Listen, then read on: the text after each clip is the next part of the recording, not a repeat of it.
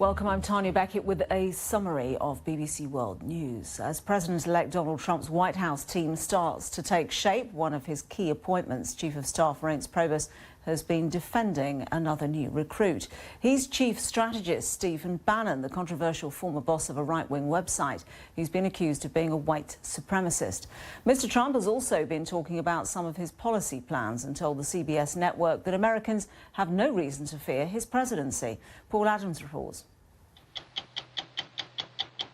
I've done a lot of big things. I've never done anything like this. Just took your breath away. This is a whole different life for me now. The brutal campaign over, the winner bracing himself for the next 4 years, convinced it's his job to save America. We're losing this country. We're losing this country. That's why I won the election. And by the way, won it easily. Mr. Trump says those protesting outside his New York headquarters have nothing to be afraid of. And he has this message for anyone seeking to incite racial violence. So saddened to hear that. And I say, stop it. I will say this, and I'll say it right to the camera, stop it. On some issues, the president qualified his tough campaign rhetoric, but he promised to roll back abortion rights. And on the fight against so-called Islamic State, he both praised and chastised the military. We have great generals. We have great generals. You said you knew more than the generals about ISIS. Well, I'll be honest with you, I probably do, because look at the job they've done.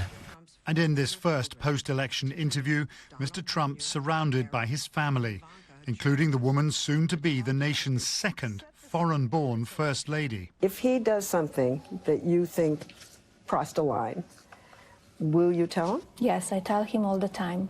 All the time? All the time.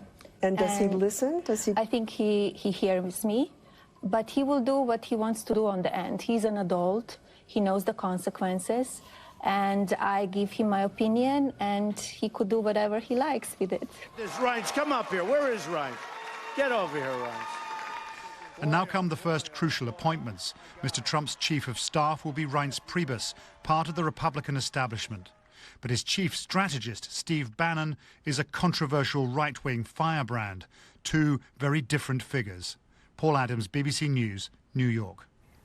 In other news, 2016 is set to be the hottest year on record. The announcement was made at an international climate talks in Morocco. Delegates are examining the possible effects of Donald Trump's presidency on last year's landmark Paris Climate Agreement. A court in London has heard that the murder of the British Member of Parliament Joe Cox was politically or ideologically motivated. 53-year-old Thomas Mair is accused of murdering the Labour Party MP a week before the EU referendum in June. Mair, who denies the charges, is alleged to have carried out internet searches on far-right groups in the weeks before. And that's the news this hour from BBC World News. Now it's time for Business Live. I'm Samira Hussain in New York. Our top story, President-elect Trump gives a glimpse of some of his future policies and makes some key appointments. But who will he appoint to run the world's biggest economy? And that's the question markets are asking as they continue to assess the prospects of a Trump presidency. We'll assess who's in the running to form Mr. Trump's economic team.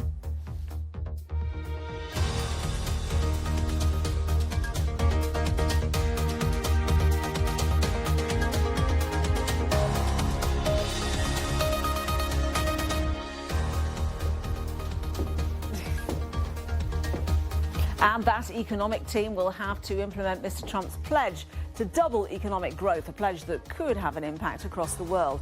We'll assess what's at stake. The rumpus over the rupee is continuing in India. The government's move to outlaw 2 large denomination banknotes is causing chaos for many. We'll hear from our correspondent in Mumbai. And of course, we'll bring you up to date with the latest from the financial markets.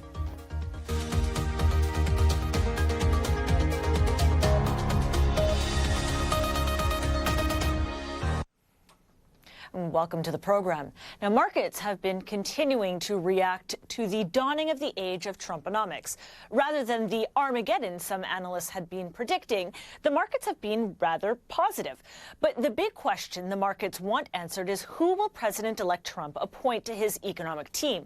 Now, that will give a big clue as to the future direction of travel for the world's biggest economy.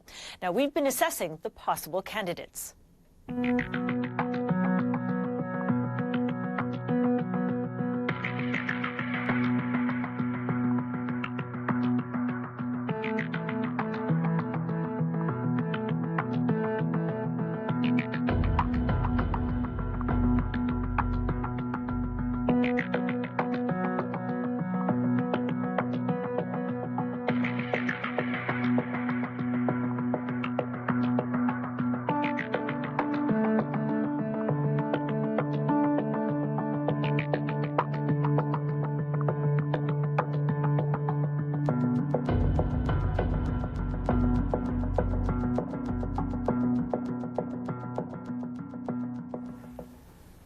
You know, Tanya, it's been really interesting to watch the winners and losers on the stock market because that's really where the detailed speculation is going on.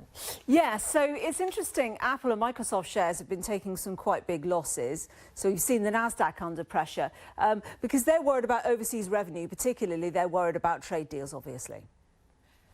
Absolutely. And if you look at banks, well, they're trading higher on the hopes that higher interest rates will boost revenues. And of course, there is also the possible rollback of some of those regulations, and that's also lifting banks. Now, I want to get more on this. I'm joined by Joshua Zumbrin from the Wall Street Journal. So stock markets have been on the rise since Donald Trump was elected, but that positivity is not really being expressed everywhere. I'm wondering what some of the concerns are about Mr. Trump's economic agenda.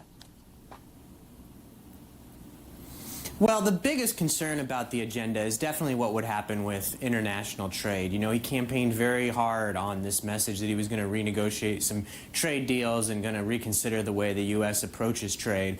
And so the big concern out there in the market, the biggest concern is definitely, you know, are we going to see the trade policies that the U.S. has kind of championed for 60 years? Are we going to see that stop? Are we going to see that go into reverse? How far are we going to see that go into reverse? That's the top of concern of everyone's mind, but it's just a little hypothetical at this point. Nobody knows what those new arrangements are actually going to look like, how long it might take for new deals to take effect, what that fallout would actually be. So when you look at the stock market, we're seeing that, you know, by and large, it's doing quite well, but there's more pressure on the bond market. I'm wondering if you can sort of explain, well, why that dichotomy exists. Well, there's two big things going on there. First is that for the past 6 years, the U.S. has had divided government. It's had, you know, the Democrat Barack Obama in the White House, but it's had Republicans controlling one or both chambers of Congress. And so that's meant that it's been very hard for Washington to reach agreements over kind of spending deals, tax deals, and so you haven't seen much movement in those kind of things. Now the Republicans control the House, the Senate, and the White House. So the presumption that a lot of people in the markets are making is that it's going to be a lot easier to get a tax cut passed, maybe to get some additional infrastructure spending. President-elect Trump has talked a lot about doing more infrastructure. And so if you did that, you would have more deficits, you would have more debt. So you would, you know, first of all, expect higher interest rates because you might have a little bit more borrowing. Second of all, you might expect higher interest rates because you're going to have a little more pressure on the economy from kind of that fiscal stimulus. It looks like a lot of the market is betting that we're going to get some form of fiscal stimulus fairly early on in a Donald Trump presidency. Joshua, we've run out of time, but thank you very much for joining us.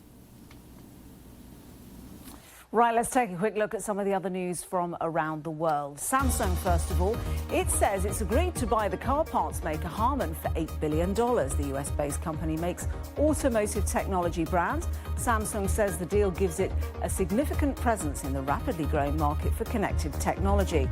It's paying $112 a share, a 28% premium on Friday's closing price.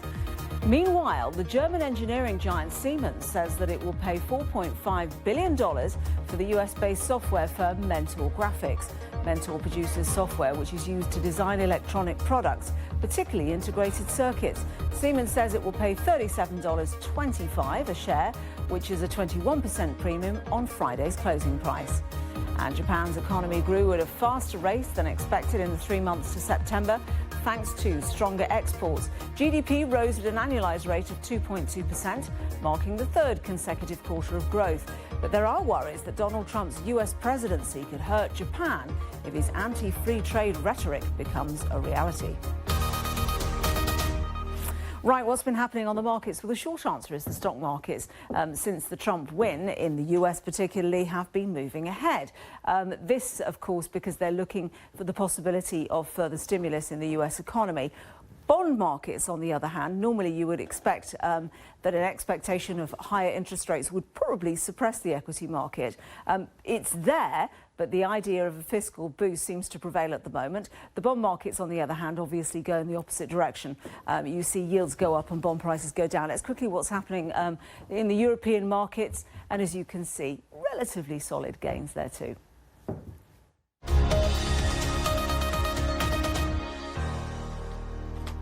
Time now to take a look at a story that is trending on social media. Now, the clothing company American Apparel is filing for bankruptcy for a second time in just over a year. Now, it's been struggling with online competition and really the changing shopping habits of its core demographic, teens. So part of what makes American Apparel quite different from many other clothing companies is that they make everything onshore in the United States. But that's viewed as being part of the problem. Without looking at the accounts, it would be difficult to tell. But the manufacturing plant in LA is becoming increasingly expensive to run. And this is the speculation. T tweeted, if the American Apparel model moved their production overseas, they might not have to go for bankruptcy. At least, she says, they tried to keep everything at home in the US. Well, Tanya, I think this really does beg the question, though, whether it's even possible for a clothing company to succeed when it commits to making everything domestically, because it's hard to compete with other retailers that are making and selling items much more cheaply. Now, Derek Porter really doesn't think it's possible, according to his tweet. American Apparel is a great example of why much of clothes and other manufacturing is sent overseas. Simple economics, folks. So American Apparel has been looking for buyers, obviously, and it's managed to sell some of the assets and intellectual property rights for $66 million. But retail stores are not part of the deal. So the question is, who is the buyer? Well, Chris Starring has the answer. Apparently in this tweet, American Apparel will be sold to a Canadian company, Gildan Activewear, which of course is very ironic. And if you've ever shopped at American Apparel, then you know that the clothing is often quite small, sometimes skimpy, and usually very, very form-fitting. And with that in mind, Jennifer tweeted, American Apparel keeps filing for bankruptcy because America has been stress-eating too much to fit into any of their clothing. And remember, we'd like to hear your views. Do get in touch using the hashtag #BBCBizLive. Now, Stacey Brown-Philpott is the boss of TaskRabbit. This is an app that lets you outsource chores. Now, she's been sharing the business advice that she wishes she had when she started out. We caught up with her at the Next Web conference in Amsterdam. Take a look at this.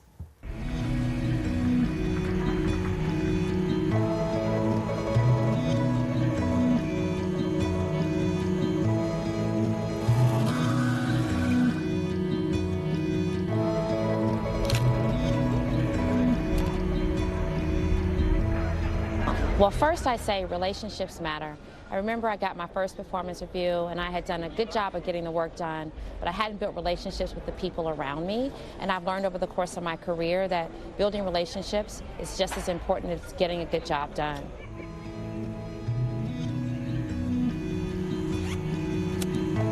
Don't be afraid to ask for what you need. When I was at Google, I was asked to go to India and run the office there.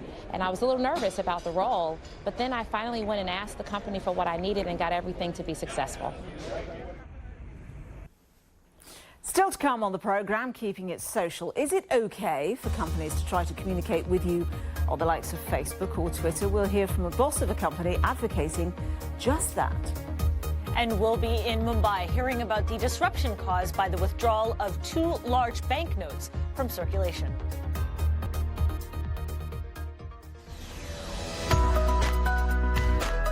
Benazir Bhutto has claimed victory in Pakistan's general election, and she's asked Pakistan's president to name her as Prime Minister. Jackson's been released on bail of $3 million after turning himself in to police in Santa Barbara. It was the biggest demonstration so far of the fast-growing European anti-nuclear movement. The South African government has announced that it's opening the country's remaining whites-only beaches to people of all races. This will lead to a black majority government in this country and the destruction of the white civilization. Part of the centuries-old Windsor Castle, one of the Queen's residences, has been consumed by fire for much of the day. 150 firemen have been battling the blaze, which has caused millions of pounds worth of damage.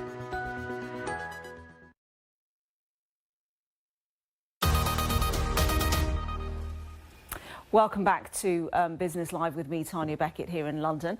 Our top story today, President-elect Trump has made his first 2 big political appointments, and now attention is turning to who he will pick to run the US economy.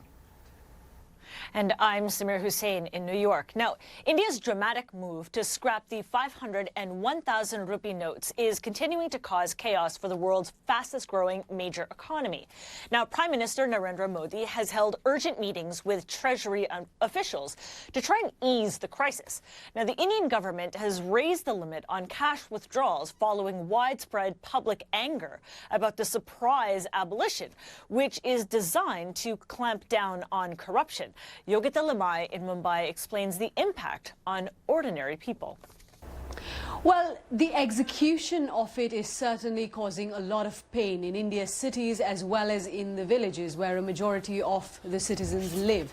I've been to a lot of the banks where people have been standing in queues. Today is a bank holiday, so today actually we have not had any queues outside banks, but that's because it's a public holiday. But for the past 4 days, we've seen really long queues outside pretty much every bank.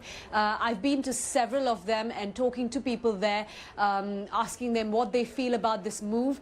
Most of them have actually told me that they think it's a positive move, that it's a good thing that this unaccounted for money that people have not been paying tax on, either it gets locked out of the system or at least people have to then declare it and pay penalties as well as taxes on it.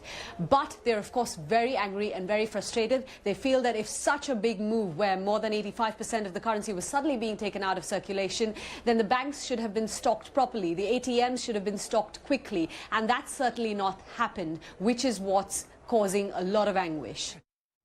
Yogita Limai there. Social media is where we catch up with friends and contacts, even promote ourselves from time to time. So how do you feel about companies using the likes of Twitter or Facebook to contact you directly, not just advertise? I'm talking about contacting you as an existing customer. Well, the practice is known as social customer services. It's aimed at making it easier for companies to be more in tune with your tastes and wishes. So is this a handy way of getting better service or another example of corporate over-familiarity? Joshua March is the boss of Conversocial, a company specialising in social customer services. Welcome to the programme. So how does it work? I'm on my Facebook page and I've bought a vacuum cleaner.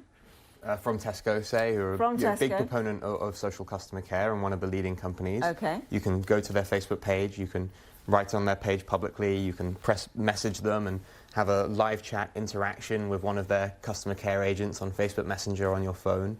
Right, so I have to go to their page in order to do that. It doesn't intrude on my... Doesn't intrude, they're not doing anything private from your perspective or looking at your page, but it means that it's extremely easy to get help. You can open Messenger on your phone or Twitter on your phone, type in Tesco and start having a conversation. You don't need to look at their website first or find a phone number and wait on hold. Or try and email them, which may take days to get a response from many companies. And can they identify who you are and what you've bought, or you tell them? You tell them, yeah. But one of the amazing things about social media and mobile messaging is that it's a continuous conversation that you have with the brand. So if you've spoken to them before and you have your account number, then as soon as you have a question, you start messaging them and they know exactly who you are and they can help you out. You never have to repeat yourself. And that's one of the great things. You're not having to phone up, wait on hold, tell them again who you are. It's just a conversation in your phone the same way that you message with your friends. So my question is, what bit of it are you bringing to it? Because I'm imagining the retailer sitting there and having people in a room communicating via Twitter. Where do you come into it? Well, it's not just a few people, right? In a lot of our big companies, it's hundreds of people, hundreds of customer service agents. And so we actually power those agents. So we provide the software that those people are using that finds all of the complaints you're making on their Facebook page or on Twitter or whatever it is, that brings all that in, sends it to the right agent based on what types of issues they're having, and provides the company with analytics and insights around what's happening. So might those people soon become robots? There's obviously been a lot of hype around bots and AI and everything this year. And the fact is, I think there's some really exciting things coming with AI and technology that could really disrupt customer service over the next few years. Today, we're not at the place where a robot could replace a customer service agent. There are things that they could make it faster and make it easier, but in the end, if you have a complex issue, you still need to speak to a human. But you can now do that by chatting with them on Messenger. And exactly. So the platform that you have laid there would allow that to take place if technology was up to it. It does indeed, and we have elements of machine learning and AI in the system today. Thank you very much indeed, Joshua. Thank you. And don't forget, there are lots of ways to keep up to date with BBC Business, even when you're on the move. And we'd love to hear from you, too. Here's a reminder of how to get in touch. The Business Live webpage is where you can stay ahead with all the day's breaking business news.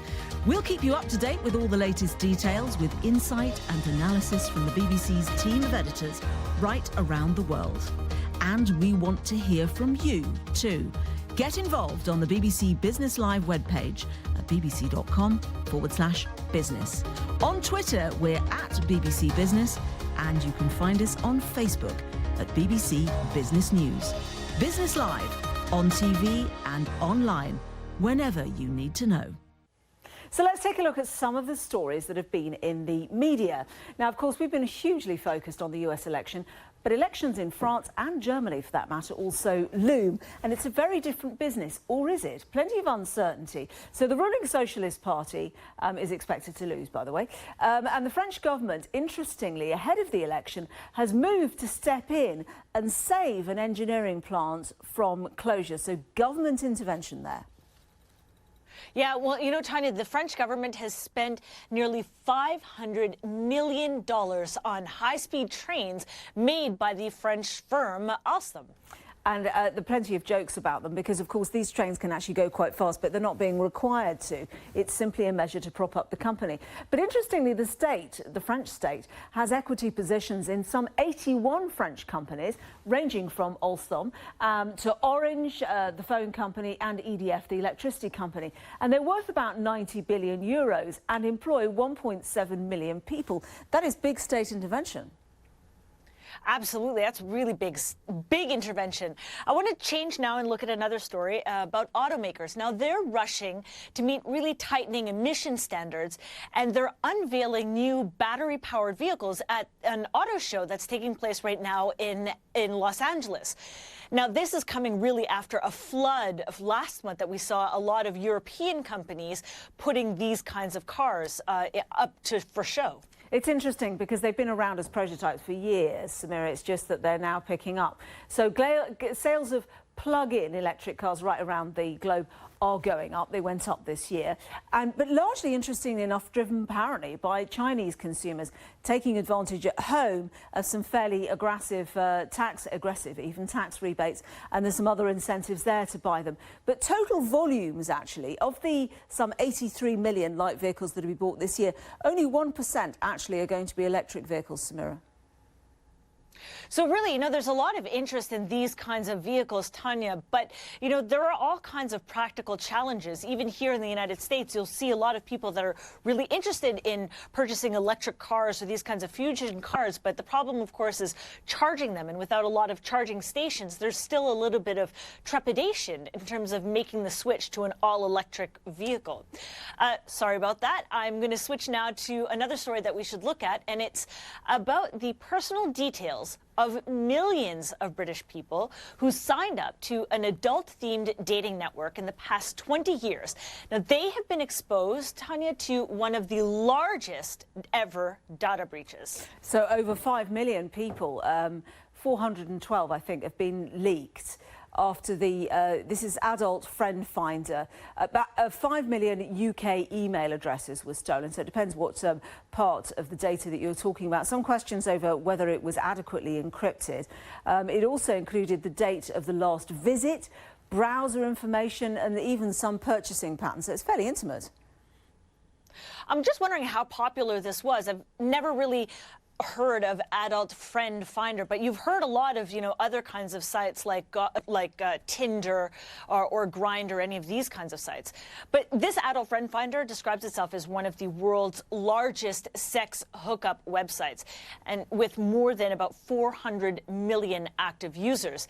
And amazingly, the attack was discovered by the hack monitoring site Leaked Source in October, and it's one of the biggest on record, followed closely by the one that we've talked a lot about on this program, Yahoo, which recently reported the loss of about 500 million users' details, and it eclipses last year's Ashley Madison hack, in which the personal information and sexual preferences of 37 million people were exposed.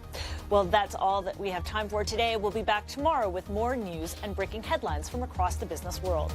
Thanks for joining us here on Business Live. I'm dropping my papers. Bye-bye.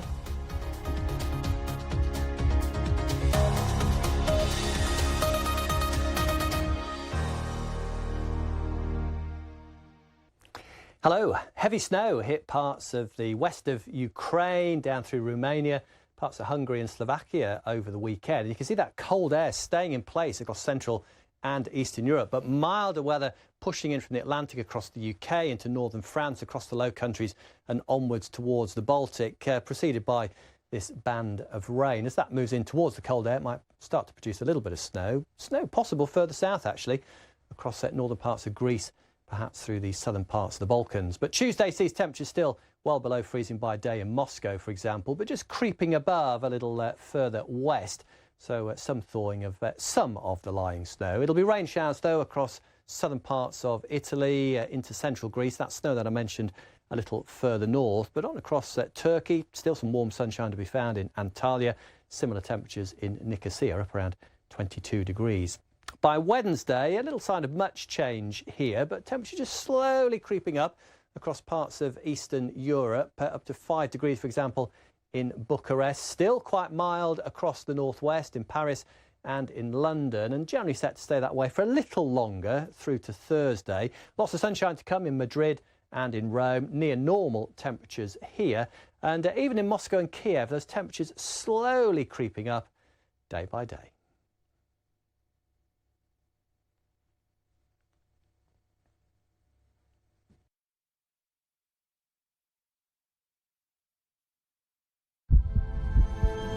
A future market is born. We detect its potential to change the world of the next generation. From the very first step. Julius Baer, your private bank. The travel show is not a holiday program. Our job is to get inside the lives of the people we meet to make it much more experiential. I've been to about 70 countries around the world for the BBC, but I still get that buzz. When I see a plane going overhead, I want to be on it. As a child, I was quite shy. I think that's quite compelling for viewers. They can relate to that. Here's a timid guy being forced in a situation where he's got to improvise. Whoa! Whoa! Now I'm thinking I can do anything. I've abseiled in the favelas of Rio with the refuse collectors there. Been a Buddhist monk for 3 days in Thailand. Sung with a 25-piece male polyphonic choir in the Caucasus. Wrestled with a Mongolian wrestler in the Gobi Desert. In a way, this is a very different kind of journalism, and I feel really privileged to be able to live these stories and share them with our viewers.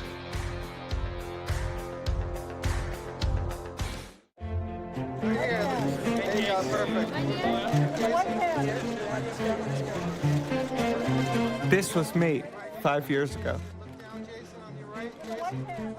making documentary films and traveling the world.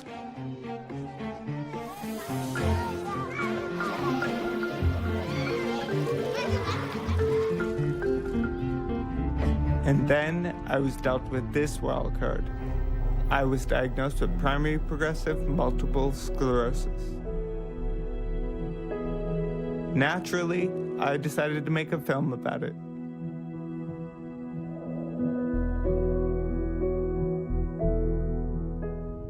We are defiant. We are resilient. We are influential. We are creative. We are pioneering. We are storytellers. Together, we are the 100 Women. Through special reports, programs and debates, we explore the challenges, opportunities and experiences of women across the world. The BBC's 100 Women. I'm really sorry, we're being told we have to run down the hill, it's dangerous, so I'm afraid we're going to have to come back to you later. We're not sure what's going on. The conditions here are absolutely atrocious. To step outside is to become drenched within seconds. There's a human cost in the war against the so-called Islamic State, seen as the battle of our time. We break stories from more places than any other international news broadcaster. We are the leaders in global breaking news.